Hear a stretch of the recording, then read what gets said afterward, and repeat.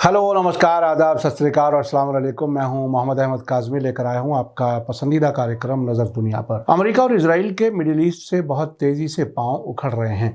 कल इजराइल के ज़रिए गजा में किए गए हमलों में इस्लामिक जिहाद के 3 कमांडरों समेत 13 लोगों के कत्ल के बाद फ़िलिस्तीनी रेजिस्टेंस की तरफ से जवाबी कार्रवाई की धमकियों की वजह से इजराइल में खौफ का माहौल है। ये इंतज़ार किया जा रहा है कि जवाबी कार्रवाई किस लेवल की होगी और ये समझने की कोशिश है कि इस बार फ़िलिस्तीनी की क्या स्ट्रेटजी होगी।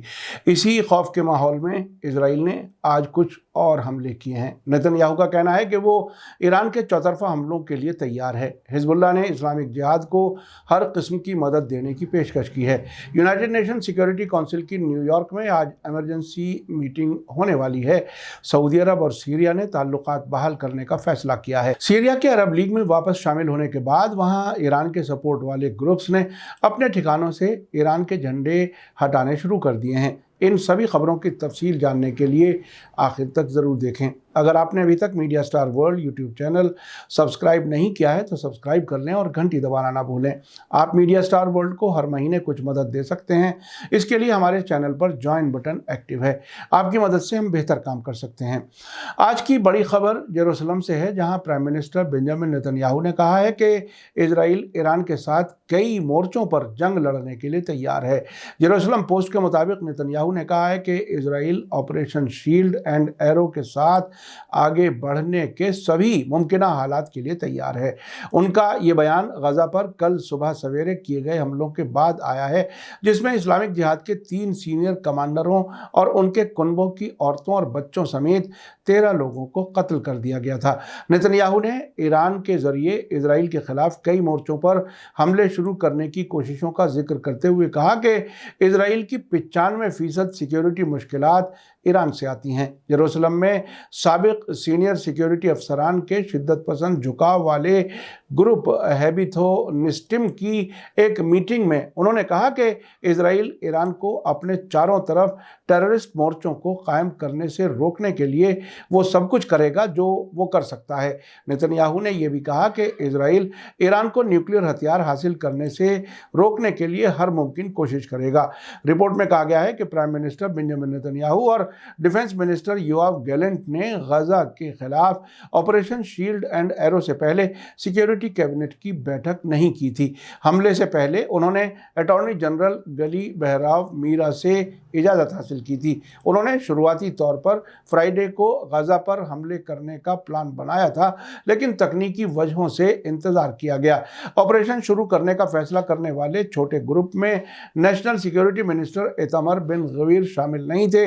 उन्होंने इस हफ्ते की कैबिनेट मीटिंग का बायकॉट किया था और जिनके ग्रुप के मेंबर्स ने गजा की तरफ से हालिया रॉकेटों के हमलों के रिएक्शन में कमी के खिलाफ नेसेट की मीटिंग्स और वोटिंग में हिस्सा नहीं लिया था। इसी बीच मिडिल ईस्ट मॉनिटर ने इजरायली मीडिया के हवाले से खबर दी है कि नेतन्याहू ने इजराइल का दौरा करने वाले अमरीकी अफसरान को गजा पर हमला करने के इरादे के बारे में एक दिन पहले आगाह कर दिया था, लेकिन ये नहीं बताया था कि हमला कब किया जाएगा।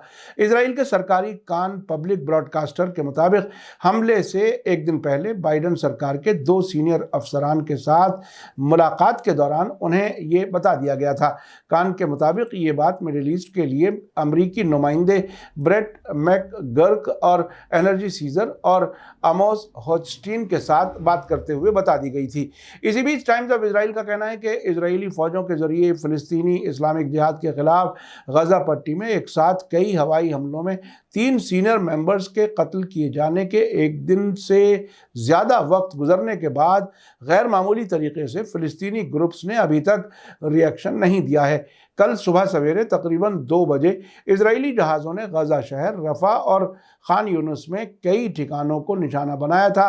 इन हमलों में 40 लड़ाकू जहाज़ों, हेलीकॉप्टरों और दूसरे जहाज़ों के जरिए एक साथ 3 अलग अलग मकामात पर हमले किए गए थे। इन हमलों में मारे गए लोगों में इस्लामिक जिहाद के नॉर्थ गाज़ा पट्टी में अल कुद्स ब्रिगेड के कमांडर खलील बहीतीनी, इसके स्पोक्सपर्सन तारिक इज़्ज़ुद्दीन और वेस्ट बैंक और गाज़ा में फ़ौजी काउंसिल के सेक्रेटरी जिहाद अल गन्नाम शामिल थे। इस्लामिक जिहाद और गाजा में मुख्तलिफ फ़लस्तीनी रेजिस्टेंस ग्रुप्स ने जॉइंट ऑपरेशन रूम से, जिसमें हमास और इस्लामिक जिहाद दोनों शामिल हैं, शदीद रद्द अमल करने का ऐलान किया था। हमास ने कहा था कि इजराइल सभी फ़लस्तीनी ग्रुप्स का एक साथ शदीद रिएक्शन देखेगा जो उसे बड़ा सबक सिखाएगा। लॉरेंस डेन ने कहा था कि इजराइल ने ये हमले करके अपने लिए जहन्नम के दरवाजे खोल दिए हैं। इसी बीच लेबनान के हिजबुल्लाह मूवमेंट ने गजा में ताज़ा इजरायली हमलों की मजम्मत की है और उन सभी कदमों के लिए अपना पूरा सपोर्ट देने का वादा किया है जो फ़लस्तीनी रेजिस्टेंस ग्रुप्स इजरायली हमलों को रोकने के लिए करेंगे। हिजबुल्लाह के बयान में कहा गया है कि हम इस्लामिक जिहाद के साथ अपना इत्तेहाद जाहिर करते हैं और इजरायली दुश्मन को डराने और फ़लस्तीनी लोगों के साथ साथ उनके मुक़द्दस मकामात की हिफाजत करने के मकसद से फ़लस्तीनी रेजिस्टेंस ग्रुप्स के सभी ऑप्शंस के लिए अपना सपोर्ट दोहराते हैं। हिजबुल्लाह ने कहा है कि इस्लामिक जिहाद के कमांडरों का कत्ल अरब और मुस्लिम उम्मा की बेदारी और इत्तेहाद को मजबूत करेगी और पूरी जीत हासिल करने तक रेजिस्टेंस के ऑप्शन के साथ आगे बढ़ने के लिए इसे और ज़्यादा मजबूत करेगी। कल गजा पर हमलों के फौरन बाद इजरायली फौज के होम फ्रंट कमांड ने गजा से 40 किलोमीटर के अंदर रहने वाले लोगों के एक जगह से दूसरी जगह जाने और मीटिंग्स पर पाबंदी लगा दी थी। इजरायली अफसरों का कहना है कि रॉकेटों या दूसरी किस्म का हमला किसी भी वक्त हो सकता है। इस्लामिक जिहाद के लीडर्स पर पिछले हमलों के जवाब में इजराइल पर रॉकेटों की शक्ल में बौछार कुछ ही घंटों के अंदर की गई थी जो कई दिनों तक जारी रही थी। साथ ही जेरूसलम पोस्ट ने खबर दी है कि United nation security council New York में आज वेडनेसडे देर रात गजा के मामले पर बंद दरवाजे वाली इमरजेंसी मीटिंग करने की तैयारी कर रही है। ये इस साल इजराइल फ़लस्तीन टकराव पर इसकी 9वीं मीटिंग होगी। दिल्ली का टाइम न्यूयॉर्क से 9.5 घंटे आगे है, इसलिए अभी ये मीटिंग नहीं हुई है। मीटिंग जब होगी उसकी तफसील हम आपको बताएंगे। यूनाइटेड अरब एमिरेट्स का कहना है कि उसने गजा में वाक़यात के बारे में चीन और फ्रांस के साथ सिक्योरिटी काउंसिल की इमरजेंसी मीटिंग करने की अपील की है। उधर इजरायली फौजियों ने आज वेस्ट बैंक में कबातिया शहर में एक छापे के दौरान 2 फ़लस्तीनी जवानों का गोली मारकर कत्ल कर दिया।